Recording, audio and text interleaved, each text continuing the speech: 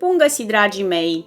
Astăzi vom pregăti niște aperitive delicioase pentru zilele festive sau pentru sărbători, care se pregătesc foarte ușor și cu ingrediente la îndemâna oricui. Haideți să vedem de ce ingrediente avem nevoie pentru această rețetă.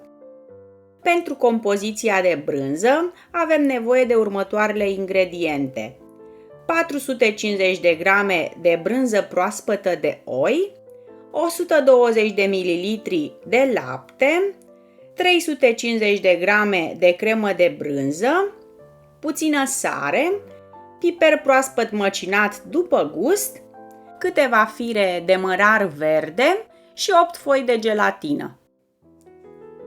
Pentru jeleu avem nevoie de următoarele ingrediente: 500 de ml de apă, 2 ardei de culoare galbenă sau 2 ardei de culoare roșie, 4 foi de gelatină, puțină sare, 15 ml de oțet și 20 de grame de zahăr. În plus, mai avem nevoie de forme de silicon. Eu am folosit cu un model de spirală și opțional 2 blaturi, unul cu piure de spanac, iar celălalt cu piure de sfeclă. O să vă las linkul cu aceste rețete de blat jos sub acest filmuleț.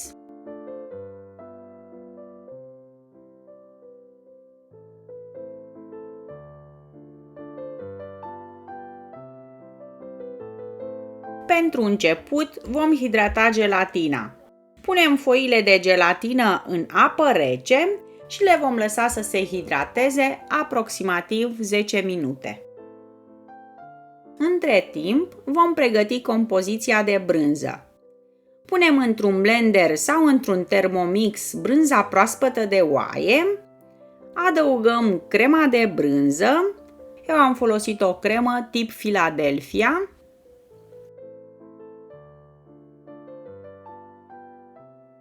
Adăugăm piper proaspăt măcinat și sare după gust, mărar verde tocat mărunt și aproximativ 50 de ml de lapte din cantitatea totală și mixăm până obținem o cremă omogenă. Dacă nu vă place mărarul, îl puteți înlocui cu busuioc verde sau cu un mix de plante aromatice.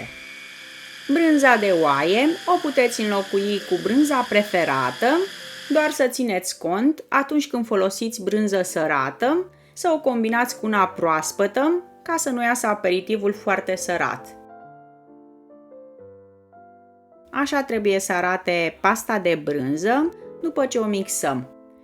Gustăm puțin să vedem dacă îi mai trebuie sare și o punem într-un bol.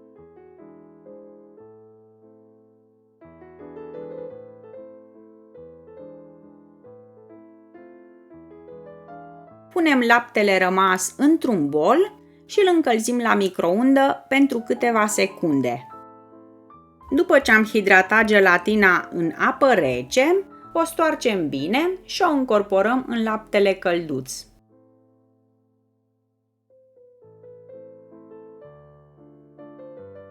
Punem gelatina topită peste compoziția de brânză și omogenizăm cu o spatulă.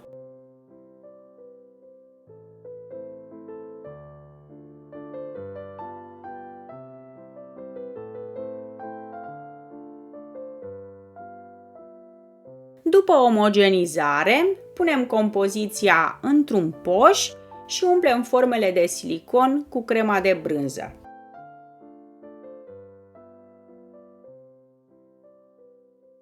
Eu am folosit forme de silicon cu model de spirală, care au la bază 6 cm diametru și o capacitate de 60 de grame fiecare, dar puteți să folosiți și forme de silicon cu modele mult mai mici.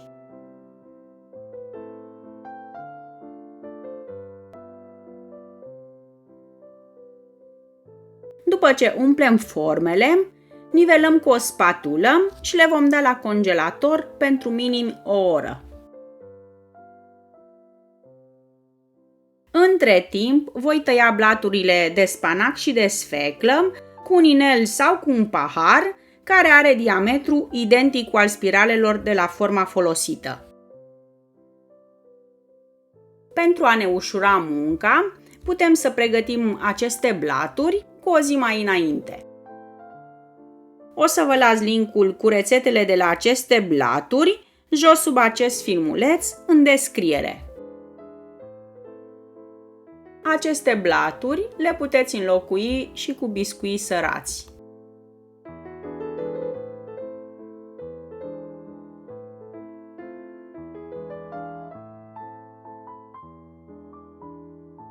Dăm baza aperitivului deoparte și în continuare ne vom ocupa de jeleul pe care îl punem în centrul aperitivului. După ce curățăm ardeii de semințe, cotoare și nervuri, îi tăiem fâșiuțe mici și îi punem într-o crăticioară. Acoperim ardeii cu apă și îi fierbem la foc mic până când se vor înmuia. Tot acum vom pune și gelatina la hidratat în apă rece pentru aproximativ 10 minute. Revenim la ardei, care între timp s-au înmuiat. Dăm cratița de pe foc și imediat scurgem ardeii de apă și îi punem într-un vas înalt pentru a-i mixa.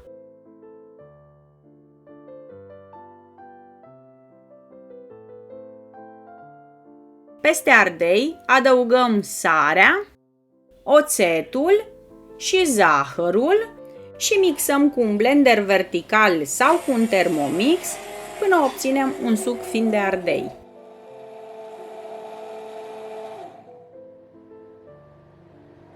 Ca să obținem un jeleu mai fin, vom trece sucul de ardei printr-o sită.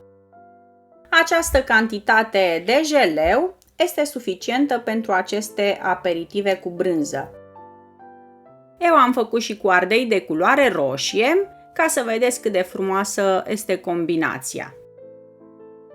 Jeleul roșu se face la fel ca și jeleul galben, singura diferență este că în locul ardeilor de culoare galbenă vom pune ardei de culoare roșie.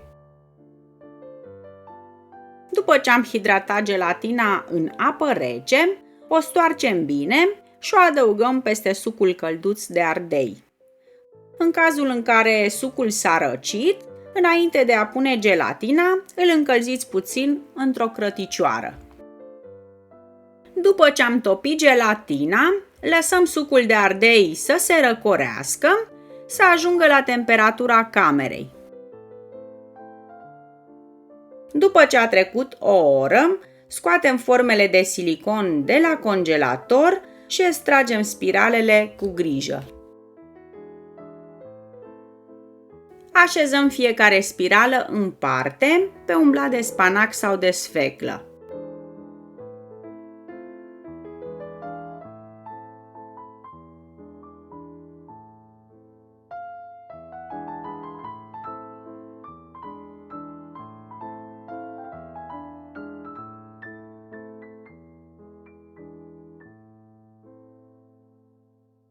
După ce așezăm spiralele pe un platou, le punem în centru jeleul pregătit. Jeleul trebuie să fie la temperatura camerei ca să nu se rupă spirala.